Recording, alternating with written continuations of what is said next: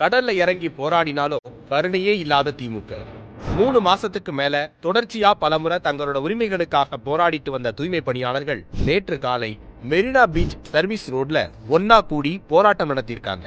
உடனடியாக அங்கு குவிக்கப்பட்டிருந்த போலீசார் தூய்மை பணியாளர்களை வலுக்கட்டாயமா கைது செய்ய அங்க இருந்த மற்ற தூய்மை பணியாளர்கள் கடல்ல இறங்கி போராட்டம் நடத்தினாங்க. கடல்ல இருந்தவங்களை கரையேற்றி கைது செஞ்சிருக்கு இந்த கருணையே இல்லாத காவல்துறை.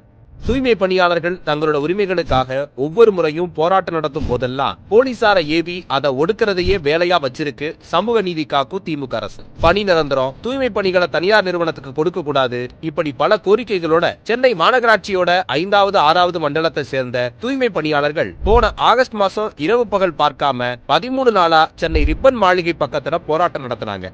அவங்களோட கோரிக்கை குரலை காது கொடுத்து கூட கேட்க திராணி இல்லாத திமுக அரசு ஒரு பொதுநல வழக்கு தொடுத்து 13வது நாள் இரவு அடிச்சு இழுத்து கைது பண்ணி தூக்கி எறிஞ்சது.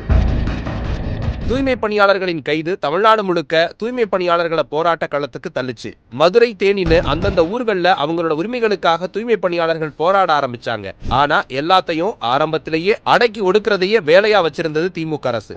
சென்னையில போராடின தூய்மை பணியாளர்களை கைது செஞ்சு முடக்கின திமுக அரசு அவங்களோட வேலைகளையும் பறிச்சுக்கிட்டு நடுத்தெருவுல நிப்பாட்டுச்சு. ஒவ்வொரு முறையும் மனு கொடுக்க போன போதும் அவங்கள மாநகராட்சி ஆணையரிடமோ எம்எல்ஏவிடமோ முதல்வரிடமோ அண்ட விடாம தடுத்தவங்க மழை காலத்துல சம்பளமே இல்லாம மக்களுக்காக சாலையை சுத்தம் செய்யறோம்னு பணிக்கு வந்தவர்களையும் பணி செய்ய விடாம தடுத்து கைது செய்து அட்டுழியம் செஞ்சது ஸ்டாலின் போலீஸ்.